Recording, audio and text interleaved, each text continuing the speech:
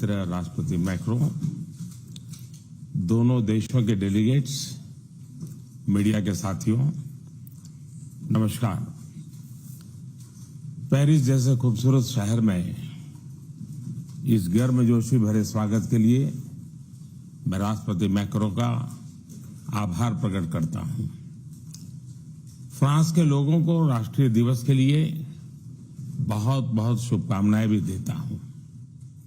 यह दिवस विश्व में लिबर्टी, इक्वालिटी और फ्रेटर्निटी जैसे मूल्यों का प्रतीक माना जाता है।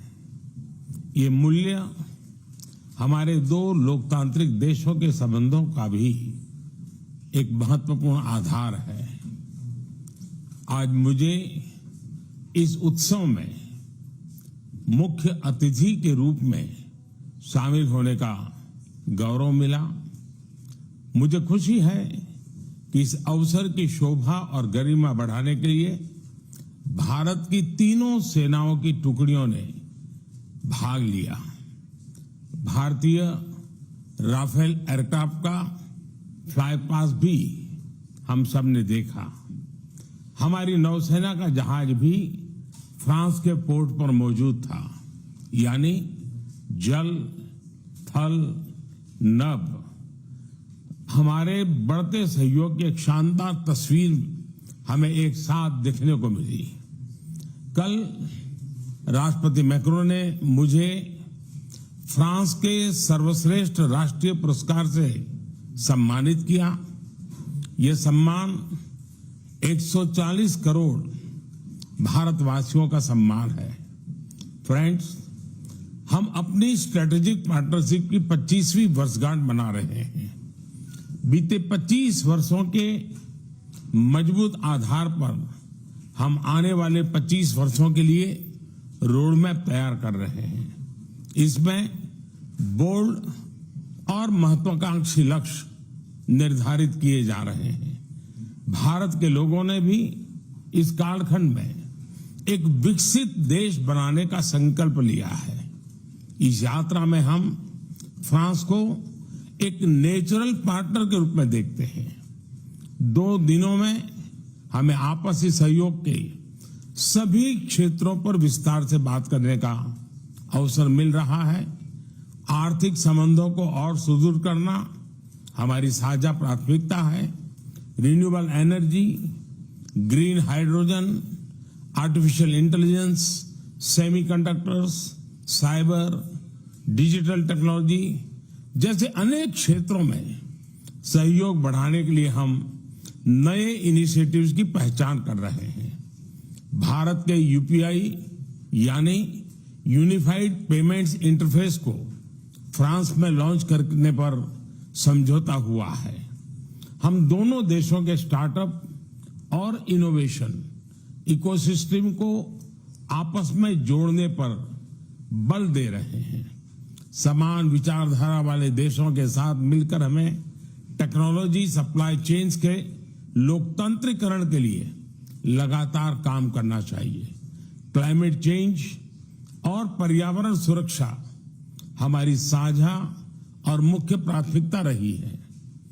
इस दिशा में हमने पहले ही इंटरनेशनल सोलर अलायंस स्थापित किया था, जो अब एक मूवमेंट बन गया है। अब हम ब्लू इकोनॉमी और ओशन गवर्नेंस के रोड मैप पर तेजी से काम करना चाहते हैं। सिंगल यूज प्लास्टिक के खिलाफ हम एक साझा पहल पर आगे बढ़ेंगे। इंडियन ऑयल और फ्रांस की टोटल कंपनी में एलएनजी के निर्यात के लिए जो लॉन्ग टर्म एग्रीमेंट हुआ है, मैं उसका स्वागत है। इससे हमारे क्लीन एनर्जी ट्रांजिशन के लक्ष्यों को बल मिलेगा। अब से कुछ देर बाद हम भारत फ्रांस सीईओज फोरम में भी हिस्सा लेने वाले हैं। दोनों देशों के बिजनेस प्रतिनिधियों के साथ आर्थिक सहयोग मजबूत करने पर विस्तार से चर्चा होगी। फ्रेंड्स, रक्षा सहयोग हमारे संबंधों का एक मूलभूत स्तंभ रहा है। यह दोनों देशों के बीच गहरे आपसी विश्वास का प्रतीक है। मेक इन इंडिया और आत्मनिर्भर भारत, इसमें फ्रांस एक अहम पार्टनर है। आज हम रक्षा के क्षेत्र में भारत में नई टेक्नोलॉजी के को प्रोडक्शन और को डेवलपमेंट पर बात करेंगे।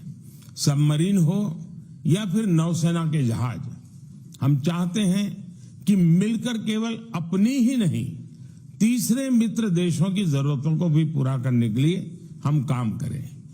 हमारी डिफेंस स्पेस एजेंसीज के बीच सहयोग बढ़ाने की संभावनाएं हैं।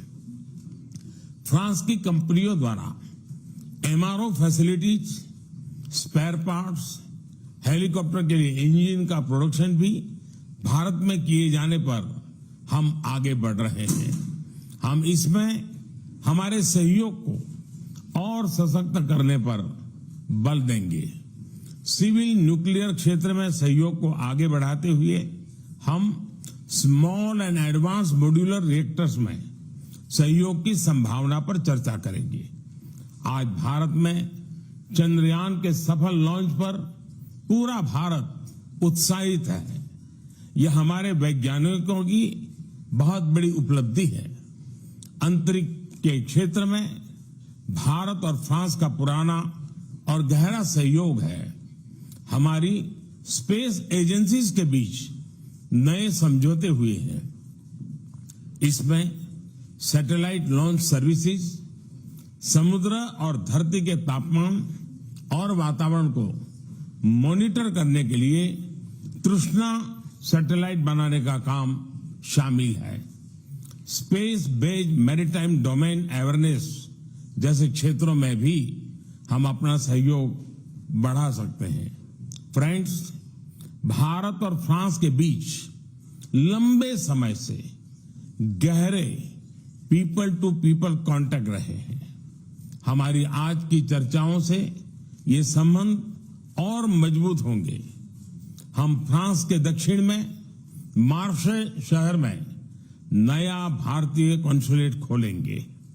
फ्रांस में पड़े हुए भारतीय मूल के लोगों के लिए लॉन्ग टर्म वीजा देने के निर्णय का हम स्वागत करते हैं।